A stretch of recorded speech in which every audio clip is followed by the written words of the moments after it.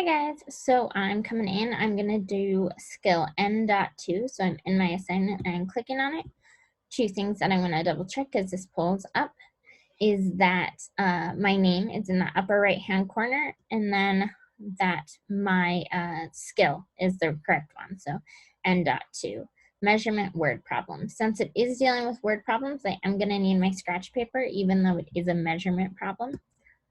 Remember, these are randomly generated though, so yours might look different than mine.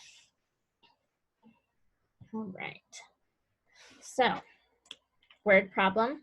Anytime it's a word problem, I always have a few things written. So I always ask, do I have the total? Are they equal groups or the same number being used multiple times? And is it going to be a multi-step problem? Once I have those things, I can help me eliminate if I'm adding, subtracting, multiplying, or dividing. So I always have those up when it comes to word problems. At Fairbrook School, recess is 25 minutes long.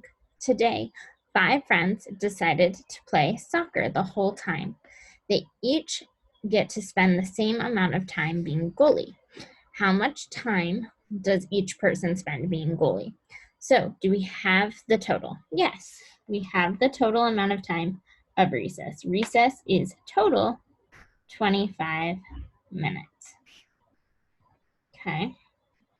Is it equal groups? Yes, they each want to spend the same amount of time. So yes, it's equal. All 5 people get to spend the same amount of time. No, it's not multi-step. All we need to know is how many minutes each of them get to do. So because I have the total, I know that my answer is not going to get bigger. It's not going to be bigger than 25 minutes. So I can't be adding and I can't be multiplying. I have the total already. Now, since it's equal groups, I'm going to be dividing instead of subtracting because I'm taking it and splitting it up equally. So my equation will be the 25 minutes divided by the 5 number of people will give me how much time each person gets to be goalie. I'm just using G for goalie, but that's each person gets to be goalie. So I have to set it up. 5 goes into 25. 5 times 5 is 25. I'm just doing this to confirm that I do not have a remainder. So they each get to spend 5 minutes as goalie. So go down, click on my box. 5 is my answer. Perfect. I'm not going to erase those 3 questions. I'm just going to have to add in my add, subtract, multiply, and divide. I use those questions a lot. The yellow sub shop sells mega subs that are 36 inches long. Each mega sub is cut into 9 equal pieces. How long is each piece of a mega sub? Well, yes, we have the total. The total length of a mega sub is 36 inches. Okay.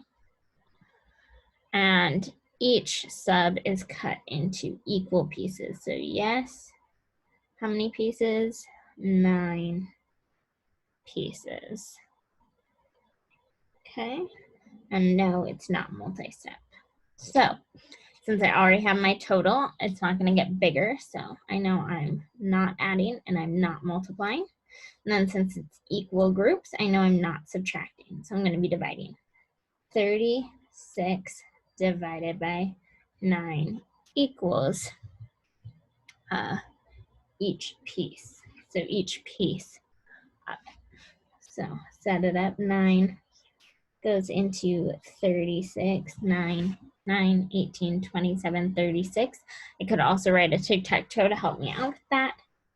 4 times 9 is 36. Subtract, I get 0.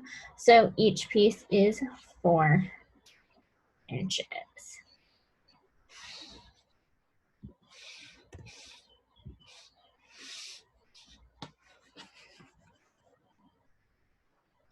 Doing my same thing as far as keeping those 3 questions up every time. And then add, subtract, multiply, divide. Right. Ella and Layla both go to Edgewood Elementary. Ella lives 2 kilometers from school. Layla lives 3 times as far from the school as Ella does. How far from the school does Layla live? Well, we don't know. We don't have the total that she lives. So no, we do not have the total. Now, is it equal groups? Yeah, it's 3 times the number that Ella lives. So 3 times as far. Yes. And no, it is not multi-step. Since I don't have my total, I know that my answer is going to be getting bigger. So I'm not subtracting and I'm not dividing. And since it is equal groups, I'm going to be multiplying. So Ella lives 2 kilometers and Layla lives 3 times further. So 2 times 3 is how far Layla lives. 2 times 3 equals 6. So Layla lives 6 kilometers from school. One more here.